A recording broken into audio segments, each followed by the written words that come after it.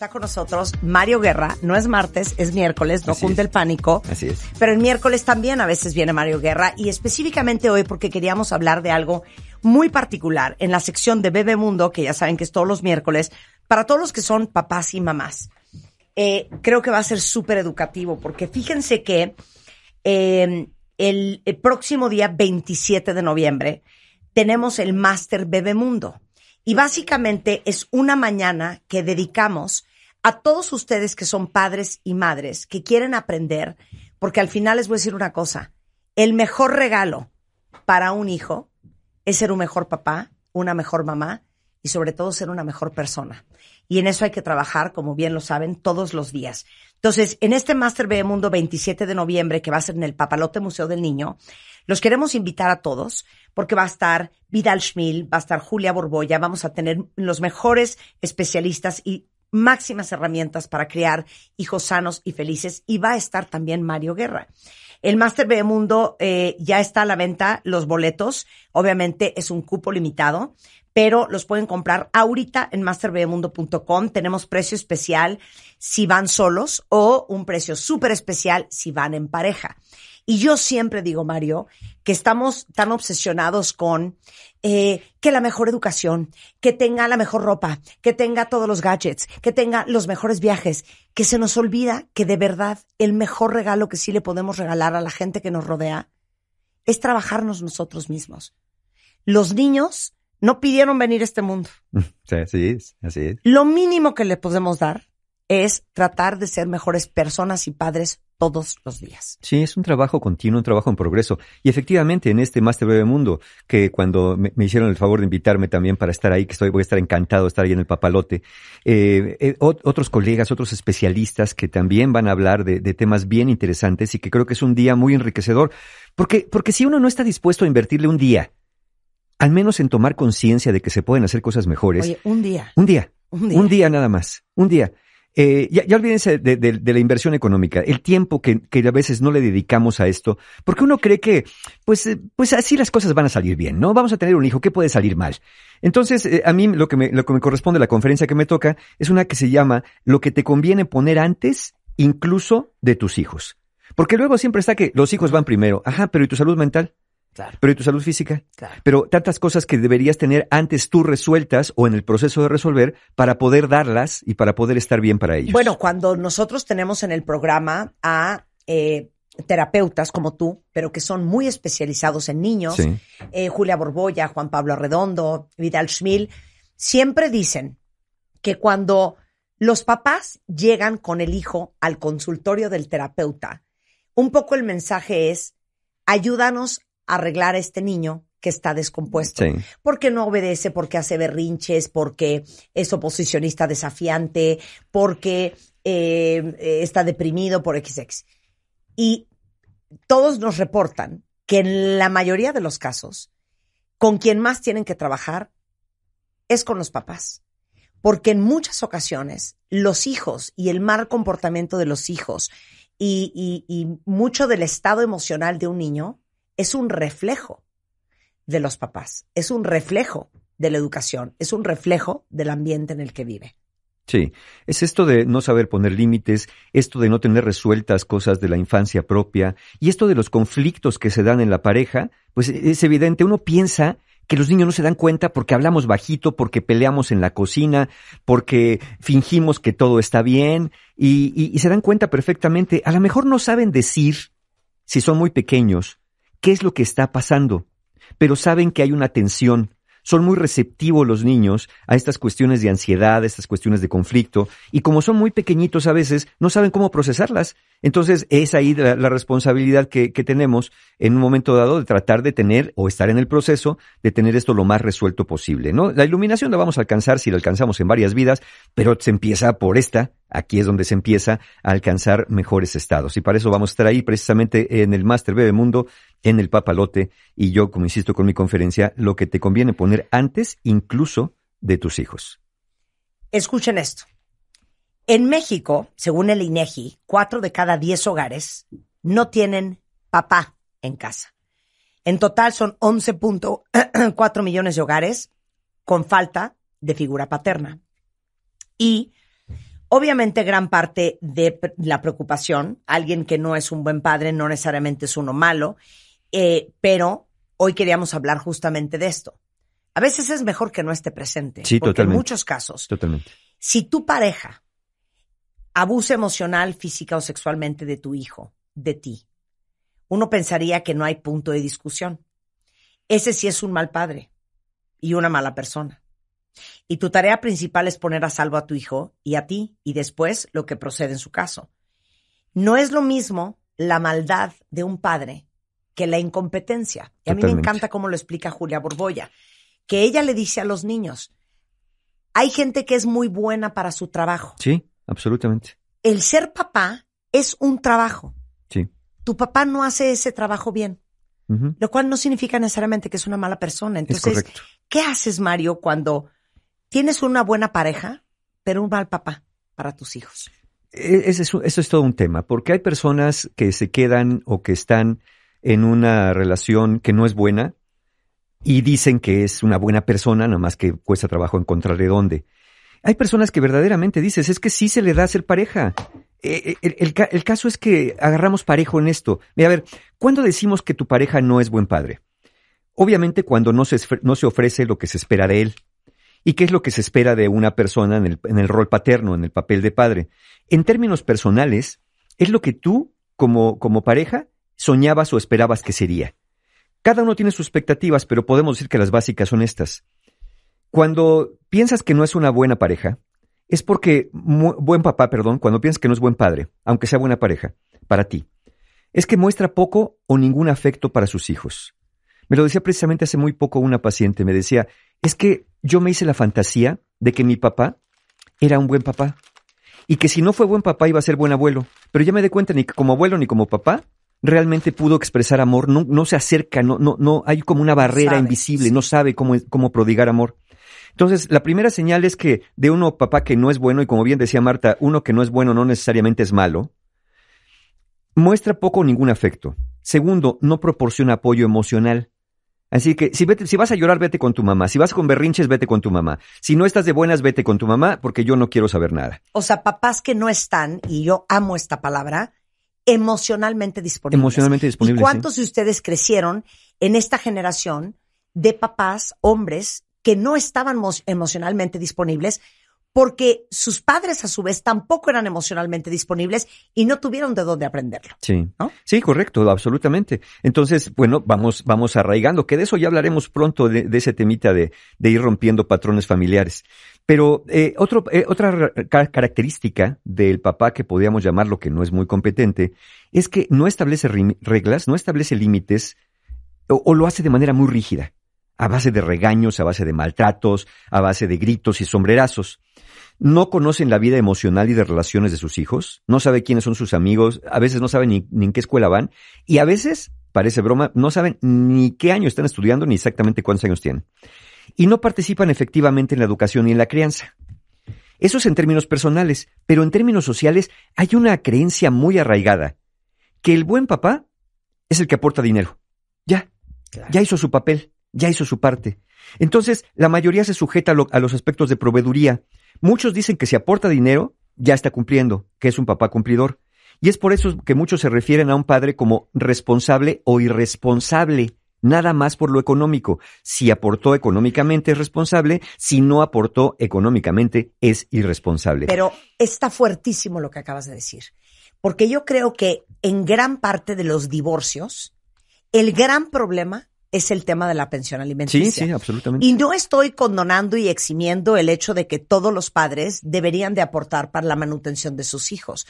Pero estamos tan obsesionados en solo ver si es o no capaz de proveerle a los hijos lo que quisiéramos que les proveyera, que olvidamos, y esa es una decisión bien dura que a veces tenemos que tomar las mujeres, que no me dé el dinero. Que no me dé todo el dinero que legal y moralmente creo que debería de dar. Que dé lo que sí tiene. Sí. Que a veces no es dinero. Sí. Pero sí es tiempo. Pero sí es cariño. Pero sí es atención. Y yo creo que hay muchos padres en ese caso, en esos casos, que podrían dar muchas cosas increíbles a sus hijos. y que a lo mejor desafortunadamente e injustamente muchas veces no es dinero. Sí. ¿No? Absolutamente, sí, absolutamente. Y tendríamos que ver que ese papel, pues, es un papel que a veces se va coartando, donde no puedes ver a los niños porque no diste dinero, entonces ahora no los ves, los castigas. Tú crees que estás castigando a la pareja, 100%, pero estás castigando a los hijos, ¿no? Claro. Y tus hijos dicen, ¿yo qué culpa tengo? Claro. Yo no sé si mi papá da o no da, pero yo lo quiero ver, yo quiero estar. No, porque es un mal padre, no deberías Porque no verlo. da dinero, porque claro. no da dinero. Claro. Entonces, a ver, señora, es algo que usted tiene que resolver con él de alguna manera, pero yo quisiera tener este contacto. Y decías algo muy interesante, Marta, que no quiero dejar pasar. Yo sé que no es lo ideal, pero a veces un no padre, una ausencia de padre, puede ser mejor que un padre muy incompetente. Claro. Porque con el padre incompetente no hay forma de librarte porque te das cuenta o te diste cuenta por años de la forma que te trataba, de la forma que interactuaba contigo, de lo que hacía y no hacía. El padre ausente, cuando menos, te lo pudiste haber imaginado de otra forma. Te lo pudiste haber, si mi papá hubiera estado, a lo mejor me hubiera querido, a lo mejor hubiera estado, a lo mejor. Pero una vez habiendo estado y siendo profundamente incompetente, a veces puede hacer más daño que bien. Esté. A que no esté. A que no esté. Sí. Pero a veces se insiste en esto, ¿no? Hay que buscarlo y hay que decirle. Y ve, ya llegando a la vida adulta, aquel hijo, aquella hija que no tuvo contacto con este padre, ya debería buscarlo de manera personal y si ve que no hay respuesta, pues entonces esa ya es otra historia que entre adultos tienen que resolver. Pero hay quien trata de meterse por ahí, ¿no? La familia, otras personas tratan, no, es que vamos a ver para que se haga justicia. Esto es un conflicto a veces. A ver, en términos de mal padre, a lo mejor un mal padre es alguien que ha estado muy ocupado, muy saturado y que no se hace tiempo para otras áreas de su vida. A lo mejor lo que llamamos un mal padre es alguien que no puede vincularse afectivamente, no solamente con sus hijos, con nadie en realidad. A lo mejor a quien llamamos un mal padre es una persona emocionalmente inmadura, como aquellos que tuvieron hijos en la adolescencia y que no podrías esperar, si no se hacían cargo de su propia vida, que se hicieran cargo de la vida de otro. A lo mejor es alguien que se resiste a la identidad de la paternidad, a la idea de la paternidad, especialmente cuando no fue voluntariamente buscada en cierto momento. Eso es a veces a lo que llamamos un mal padre. Entonces, ¿qué? La pregunta surge, entonces si no es un buen padre, ¿tampoco es una buena persona? Y lo decía Marta también muy atinadamente. Tendemos a juzgar a las personas haciendo generalizaciones. Es decir, si hay una falla en un área de su vida, entonces la falla tiene que estar en el resto de la personalidad. Si es una persona que no sabe ser padre, entonces tampoco es buena persona y no es buena pareja y no es buen nada. No es cierto. Así como hay personas que suelen ser buenos amigos, así como hay personas que suelen ser buenos hermanos, hay personas que siendo buenos amigos no son buenos hermanos y que siendo buenos hermanos no son buenos amigos. Así hay personas que son muy buenas para las matemáticas y no son muy buenas para la lingüística y viceversa. Hay personas que pueden ser muy buenos amigos y en sus habilidades de relación de pareja apestan. Entonces, en esta parte, esta competencia en un área no implica la incompetencia en otra y ni viceversa. Puede ser un padre profundamente incompetente por muchas razones que no nos vamos a meter a escarbar en este momento, pero sí puedes tener una buena relación de pareja. Entonces, hay cosas que se dan, hay cosas que no se dan. Hay personas que dejan mucho que desear en lo social, hay personas que dejan mucho que desear en lo afectivo, y hay personas que podrían ser buenas parejas, pero padres profundamente incompetentes. Es que a mí lo que me impresiona del nivel de ignorancia que tenemos a la hora de que decidimos hacer pareja con alguien o que decidimos reproducirnos con alguien, es que nunca te pones a pensar. Independientemente de que yo lo amo, me tiene trastornada, me fascina y quiero compartir mi vida entera con él, ¿será un buen padre? ¿Podrá ser un buen padre? ¿Tendrá las características que debe de tener una persona? Oye, de servicio, de generosidad, de dar a manos llenas, de ser alguien súper compartido, de ser alguien entregado, de ser alguien muy poco egoísta, de ser alguien con vocación de servicio o no. Porque para ser papá hay que ser todo eso. Hay que ser todo eso. Y hay gente que es extraordinaria como pareja tuya, pero que nunca te pones a pensar, ¿y podría ser un buen padre por el perfil de personalidad que tiene? A lo mejor la respuesta es no. Y es algo que nunca nos preguntamos, Mario. Sí, y es algo que como decías tú, habrá que ver qué cosas sí puede dar. Porque, pues a lo mejor no puede dar absolutamente todo lo que te imaginaste, pero puede dar algunas cosas que pueden ser buenas en el ejercicio de la paternidad en algún momento, y obviamente cuando estamos hablando de esto estamos hablando de niños pequeños, ¿no? Es evidente de lo que estamos hablando. Hay personas que dicen, ay, es que a mí me dio confianza que iba a ser buen papá porque era bien niñero, porque le gustaban mucho los niños, porque con sus sobrinitos, con sus primitos, con otros niños, se la pasaba jugando y etcétera, etcétera. Además, llévatelo a tu casa. Exacto. ¿Por qué pudo haber sido muy niñero con otros? Bueno, porque con esos niños, con esos otros niños, no tenía un involucramiento emocional profundo y no había una responsabilidad sobre de ellos. Entonces, por eso es bien importante observar cómo la persona va afrontando sus responsabilidades. Si las evade, yo creo que una cualidad, y digo, no les voy a dar una lista, obviamente, porque no es el caso, pero una cualidad que deberíamos observar en una persona, en cualquier momento de su vida, es cómo afronta las dificultades. Qué fuerte lo que acabas de decir. Si las evade, va a evadir todo lo demás. Si a pesar de que es complicado las afronta, podemos entender que puede ser una persona con la que se puede hablar y se puede negociar. Pero sabiendo que es esto fuerte, efectivamente, Marta, y ya en términos de la relación en sí misma, en términos del hacerse cargo en sí mismo, también es algo que se le va a enseñar a los hijos. ¿Se les va a enseñar a afrontar la verdad y los problemas para hacer algo con eso? ¿O se les va a enseñar a evadir? Si se les enseña a evadir, desde chiquitos van a aprender que lo mejor es decir una mentira. Que lo mejor es decir yo no fui Teté, y es que la maestra, y es que la pelota botó mal, y es que el perro me mordió, yo no estaba haciendo nada, y entonces de ahí en adelante el resto de su vida van a ir cargando con esta forma. Todos los días tendríamos que hacernos una pregunta. ¿Qué es lo que estoy evadiendo? ¿Qué es lo que estoy evitando? ¿A qué le estoy dando la vuelta que creo que debería afrontar? Y no estoy hablando desde el punto de vista moral que el que evade es mala persona y el que afronta es muy valiente y es más digno de vivir en sociedad. No me refiero a eso. Me refiero a la afectación íntima, personal que cada uno tiene al ir evadiendo ciertas cosas. Una cosa es evadir y otra cosa es no estar dispuesto a afrontar, que eso es diferente. Que dices, hay cosas de esto, en esto no tengo interés. Pero en lo otro, en lo que dices, híjole, pues no tengo interés, pero creo que es momento de abordar esto. Bueno, pueden pasar muchos años de la vida y uno todavía seguir sin abordar ciertas cosas y nunca es tarde para hacerlo. Entonces, aquí la pregunta, porque el tema de hoy es, ¿cuándo decir que tu pareja no ha sido un buen padre? O esta parte de, si amas a tu pareja pero no es un buen padre. Seguramente algunos están planteando, bueno, entonces debería dejarlo si no es buen padre. No, nada más no tengas hijos con él. Sí, no te reproduzcas. No, insisto, y es bien importante, que no sea un buen padre no quiere decir que sea una mala persona, ni que sea ni que sea un mal padre. Uno que no es buen padre puede ser, como dije, un padre incompetente. Hay padres incompetentes profundamente, hay padres suficientemente buenos, hay padres presentes, hay padres ausentes. Emocionalmente, por supuesto, me estoy refiriendo a esto. Y aquí cada uno ya después en la vida adulta tendrá que hacerse cargo de lo que le toque a cada uno. Y te puedo decir algo. Sí. A ver, cuentavientes, tener hijos es una ruleta rusa. No tienes idea cómo te va a salir. Sí, ¿sí? No tienes idea, ¿eh?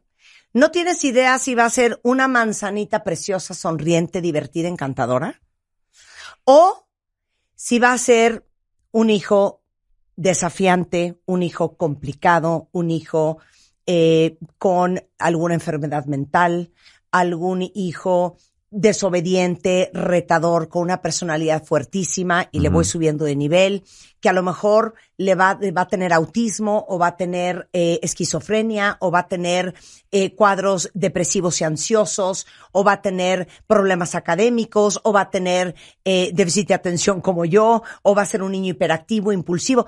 Tú nunca sabes qué niño te va a tocar, ¿eh? Ayer yo veía un documental que justamente le estaba diciendo a Mario que vale mucho la pena que lo veas y véanlo ustedes también. Se llama A Dangerous Son y es el caso de 3 niños diferentes con serios problemas de salud mental y del gran problema que es para un padre tratar de cruzar el viacrucis de encontrar ayuda para sus hijos. Y salen niños con trastorno oposicionista desafiante, con problemas psicóticos, con leves casos de esquizofrenia, son niños muy violentos. O sea, el documental es una cosa fuertísima, pero súper educativa. Increíblemente, en el caso de las 3 parejas, las mamás que son las que salen a cámara, están divorciadas. Y yo me quedé pensando, No cualquiera aguanta la presión de vivir con un hijo o una hija con serias complicaciones. Sí. Y yo pensaba, qué importante escoger a un padre que tú veas que va a tener la entereza, la fuerza interna, el carácter, para lo que sea que venga. Porque todos los papás de estos niños, más que uno, que estaban divorciados, pero sí medio participaba en la terapia del niño, estaban ausentes.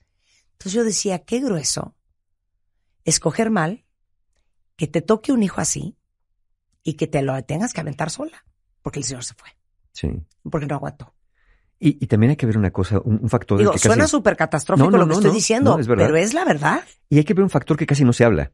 Es este factor donde cuando ya nace el hijo con estas características, ¿no? de divergencia, de diferencia mental en un momento dado, con algún proceso neurológico, a veces uno de los dos, en el ejemplo que tú pones, la madre, empieza a hacer esta presión.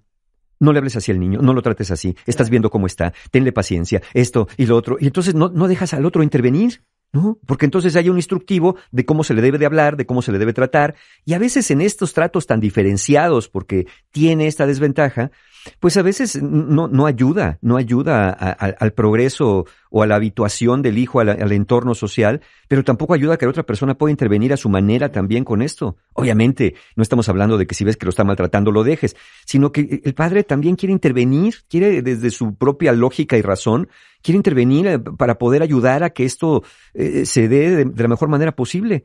Pero si alguien está poniéndole límites, no, es que no, así no, ahorita no, y dale así, y la cuchara de esta manera, y ahí, ¿sabes qué? Déjalo, mejor yo lo hago. También es claro de, pútale, pues entonces, nada de lo que hago está bien, no puedo hacer absolutamente nada, ¿no? Porque entonces, si se desarrolla una especie de obsesión también en cómo se le debe tratar al niño en forma muy particular y muy puntual, cuasi milimétrica y matemática, pues entonces cuesta mucho trabajo entender esas reglas muy rígidas. Hay que tener cuidado nada más con algo. En esto que hablamos de amas a tu pareja, pero ¿qué tal si no es un buen padre?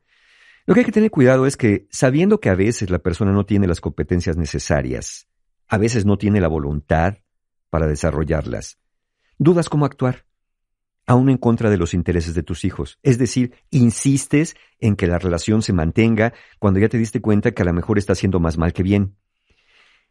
Un supuesto amor, a lo mejor es una relación codependiente. En esta de amo a mi pareja, por eso aguanto todo lo que me quiera hacer y lo que le quiera hacer a los niños. No, ese no es amor. Eso se llama codependencia. A veces por el miedo a que te deje de querer, o se enoje, o no te dé un escarmiento, también te quedas. Pero quedarse con una persona que ya no es buena para quedarse con ella, ni como padre ni como pareja, es arriesgado. Pero es doloroso. Y como es doloroso, uno se va creando una fantasía de que las cosas no están tan mal. Uno se va creando una fantasía de que un día las cosas van a cambiar y van a mejorar. Pero si no hay voluntad y disposición del otro, eso no va a suceder. Y en esa fantasía, me acuerdo que me decía también una paciente hace tiempo, mi mamá nos contaba lo maravilloso que era mi papá, lo buena persona que era mi papá. Pero cuando fui creciendo me fui dando cuenta, dije, pues ¿quién será mi papá realmente? Porque este señor que vive acá no corresponde con lo que me están contando. Sí. Entonces ya después, ya de adulta, platiqué con mi mamá y me dijo, bueno, es que yo tenía necesidad de tener esa pareja también. Y en esa necesidad, como le dije yo, pues que tu mamá no les mintió a ustedes. Ella tuvo la necesidad de comprarse su propia historia, de hacer un autoengaño para poder venderles a ustedes la idea de que había esta perfección. Sí, está bien padre. Regresando del corte, pues vamos a tener cuidado con este amor que no es amor y vamos a ver qué hacer, ¿no? Si tenemos una persona que puede ser buena pareja, pero parece no ser tan buen padre. Al volver, no se vayan. Escuchas a Marta de Baile por W Radio. Síguenos en Facebook, Marta de Baile. Y en Twitter, @Marta de Baile. Marta de Baile 2022. Estamos de regreso. Y estamos donde estés. Estamos de regreso en W Radio, son las 11:39 de la mañana y estamos en una gran conversación con Mario Guerra, hablando de la gran diferencia entre ser una buena persona y un buen papá. de ser una buena pareja y un buen Y un papá. buen papá también. De no ser un mal papá, pero no ser un papá eficiente. O de ser un muy mal papá y no ser un buen padre. Espero que no haya sido confuso todo lo que es acabo confuso. de decir. Mira, aquí tendríamos que aplicar una cosa que se conoce como el principio de Hanlon. Es Órale. un principio informal, Órale. ¿no? No, es como esta de la ley de Murphy, ¿no? Del tipo de la ley de Murphy. Pero es interesante mirarlo. El principio de Hanlon nos dice, nunca atribuyas a la maldad lo que puede ser adecuadamente explicado por la estupidez. Ah, qué bueno está eso. Nunca atribuyas a la maldad lo que puede ser adecuadamente explicado por la estupidez. O sea, podrías decir, este cuate no es malo. Exacto, Nada más es un estúpido. es profundamente incompetente. ¿Le suena, cuentaviente? Y podríamos decirlo eso a veces también mirando la historia, por ejemplo, las personas ya adultas que tengan un conflicto con la relación con sus padres, que todavía se pueden arrastrar por mucho tiempo en la vida, y que eso lo tiene que resolver uno, ¿no? A veces ya no se resuelve buscando a los papás y a las mamás. Aplicar el principio de Hanlon. No era mala persona, nada más era profundamente incompetente. Entonces, pues, no puedo esperar otra cosa de esta persona porque si fuera a dar otra cosa, pues ya lo hubiera dado hace rato, ¿no? Entonces, esto va por ahí. Entonces, en estas personas, como decíamos, ¿no? Cómo nos anclamos a esta idea de la proveeduría, a esta idea del dinero, que no estoy diciendo que no sea importante. Lo que estoy diciendo es que a veces, si tú tienes mucha necesidad de aquello que esa persona, de esa pareja que es padre, provee, muy probablemente parte del conflicto es que tú no te diste a la tarea de desarrollar esas habilidades y creaste una dependencia de la otra persona. En este caso, una dependencia económica. Y ya sé que me dirán, pero si teníamos un acuerdo, que teníamos el acuerdo que él trabajaba y yo cuidaba a los hijos, y entonces ya después no proveyó, ¿qué? Bueno, aún así, ¿a poco nunca pasó por tu cabeza la posibilidad de que un día, por la razón que fuera, ya no estuviera? Que se muriera, que quedara en estado de coma, que quedara discapacitado, que se fugara con un amante, o que simplemente no estuviera a la altura de lo que demanda la paternidad. Eso de estar esperando a ver cuánto me da o a ver cuánto le quito, en lugar de pensar, ok, si me da, buenísimo, pero yo soy capaz de generar lo necesario para salir adelante. Es que yo creo que tú lo dijiste un día. Rápido. Sí, venga. No me quiero salir del tema, No. pero llega un momento de la adultez en donde uno tiene que aprender a darse todo lo que tus papás no te dieron y no te van a dar. Así es. Que eso se llama la autorreparentalización. Autorreparentalización. Uno tiene que ser capaz de proveerse aquello que no nos fue proveído por otras personas que tenían la obligación moral de hacerlo. Ya, porque no quiero hablar de la obligación legal o jurídica, eso es otra historia de otras áreas, de la obligación moral de poder hacerlo y simplemente no lo hicieron. Bueno, por la razón que sea, no pudieron, exacto, aplicamos el principio de Hanlon, no eran malos, eran profundamente incompetentes. Entonces, quedarte en una relación afectiva con alguien que no sabe, pero sobre todo que no está realmente interesado en ser padre, es posible, pero eventualmente vas a sentir mucha frustración porque sigues esperando aquello que no está dando.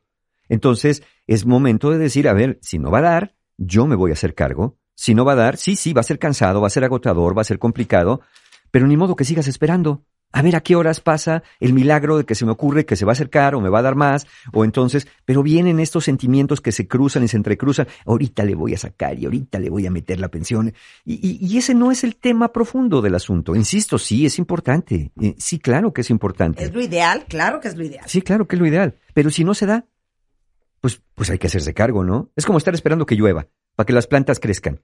Pero si no llueve, pues hay que ir a buscar agua a otra parte, ¿no? O dejamos que se sequen. Sí, ¿no? exacto. Entonces, si llueve, bendición, qué bueno que llovió. Pero si no llueve, vamos a patear a las nubes, vamos a subir a regarlas con yoduro de plata, alguna cosa así, para ver si, exprimirlas, para ver si dan algo que no quieren dar. Y una nube exprimida, pues va a dar lo que pueda, pero en cuanto pueda ya no va a dar. Entonces, esa no es la idea. La idea tiene que ver más, en su momento, sobre todo cuando los niños son pequeños, con el involucramiento emocional, por supuesto, además de todo lo demás. ¿Qué hacemos entonces? Pues miren, aquí depende de muchas cosas. Si hay voluntad o si no hay voluntad. Porque... Del padre. Del padre. Si no hay voluntad de la otra persona, pues mira, le puedes obligar a algunas cosas, como que dé dinero, pero nunca le vas a poder obligar realmente a asumir el rol paterno en toda la extensión de la palabra. Tu posibilidad de hacerle manita de puerco a alguien llega nada más hasta, si acaso, hasta lo económico. Pero no puedes obligar a que quiera ser padre. Y no puedes obligarlo a que ejerza el rol paterno si no quiere hacerlo. Y eso es particularmente muy difícil para las mujeres que son controladoras. Si tú eres una mamá controladora, tú quieres que el otro sea como tú quieres. Como quieres que sea. Que sea. Sí. ¿No? Y eso es muy complicado, garantía de frustración. Si ese es el caso, si la otra persona no está dispuesta, si no tiene voluntad, insistir, pues no tiene mucho sentido. Aquí deberías replantear, si estás, porque es lo que planteamos hoy acá, replantear tu permanencia dentro de esa relación. Protege y provee a tus hijos y deja que eventualmente ellos establezcan la relación que les sea posible o no con aquel padre conforme vayan creciendo y se vuelvan adultos. Ese ya no es asunto que te compete a ti cuando los hijos son adultos, sino le compete a cada persona. Recuerden algo, cuentavientes, las relaciones siempre son de a dos. No importa. Si hay 10 hijos con un papá y una mamá, los 10 no se relacionan al mismo tiempo. Nos relacionamos de a dos, siempre uno a uno. Y cuando alguien mete su cuchara en la relación entre dos, generalmente acaba saliendo raspado, generando más conflicto o generando más confusión. Entre adultos hay que dejar que los adultos se entiendan entre sí. Ahora, ¿pero qué pasa en el supuesto de que sí hay voluntad de ambos para mejorar? Si hay voluntad de ambos, además de ser pareja para ser un buen padre, entonces puedes hacer algo así. Hagan explícitas sus expectativas. No esperes que todo mundo sea naturalmente competente, porque las competencias se desarrollan. Si está dispuesto y quiere asumir el rol paterno, hablen de lo que hace falta. Habla de lo que tú esperarías, habla de lo que a ti te gustaría que se diera dentro de ese ejercicio de la paternidad. ¿Ayuda a saber un poco de la historia familiar del otro? Sí ayuda. Así de, no, mira, viene de un hogar disfuncional, viene de un padre ausente, viene de una madre controladora o viceversa. Sí. Ok, ayuda. Pero lo mejor es ser directo y conversar acerca de lo que tú consideras que es conveniente para la crianza de tus hijos, de la expresión de afecto, apoyo emocional, crianza y temas de manutención. Háblenlo, no lo den por supuesto. Oye, ¿casados o separados o divorciados o como estén? Absolutamente. ¿No? Son temas de los cuales tiene que hablarse. Sí, no estamos aquí si es buen esposo, ¿no? No, hablamos de ser buena pareja o no buena pareja y no ser un buen padre. Entonces, háblenlo directamente. Una vez que llegan los hijos o conforme los hijos van creciendo, hagan ajustes. Es decir, pueden establecer ciertas reglas y ciertas maneras cuando son bebés, pero después van a ser niños o niñas y van a tener otras necesidades. Entonces vuelvan a hablar de eso. Van a llegar a la primaria y a la secundaria y vuelvan a hablar de eso, de cómo vamos a ayudar, sobre todo cuando viene esta adolescencia tan conflictiva. Oye, pues todo era fácil cuando todo es fácil, pero el verdadero temple sale cuando te enfrentas a situaciones complicadas, como decía Marta, a un hijo oposicionista o simplemente un hijo adolescente que está tratando indirectamente de agradar, pero como no lo logra, entonces mejor dice, pues me voy a convertir en otra cosa. Ahí también hay que hacer ajustes en las conversaciones, porque una cosa son los planes y otra cosa es la realidad. Claro. Y nosotros, más veces sí que no, tendemos a hacer cuentas alegres cuando estamos pensando en la paternidad y en la maternidad. Es como decimos, no pensamos que va a ser tan agotador, no pensamos que va a ser tan costoso en muchos términos, y ahí vamos, ¿no? Así que tenemos un hijo, pues sí, vamos a tenerlo, ¿no? Como que ya tenemos ganas. No doy crédito. Sí, entonces no pensaron, ¿no? Hicieron cuentas alegres sí. Y no se dieron cuenta de todo lo que podía venir. Entonces, por eso tienen que hablar y seguir hablando y seguir negociando y renegociando la forma de ejercer tanto la paternidad como la maternidad. Y sostengan entre ambos y cada uno para con sus hijos actitudes de flexibilidad, empatía, solidaridad, límites claros, capacidades de negociación, pero sobre todo la habilidad de afrontar las cosas que van surgiendo. Y eso se afronta, lo más básico es, hay una conversación que no quiero tener, pero la voy a tener porque sé que es necesaria. Si tu naturaleza no es dar a manos llenas, no seas papá o mamá. Y si ya eres, pues habrá que hacer cambios, ¿no? Habrá que hacer cambios. Es que por eso les digo, cuentavientes, que hay tanto de qué hablar. Hay tanto que seguir aprendiendo. Uy, sí. No importa la edad que tengas, no importa la edad que tengan tus hijos. Y de verdad, el mejor regalo que le puedes dar a un hijo es ser una mejor persona.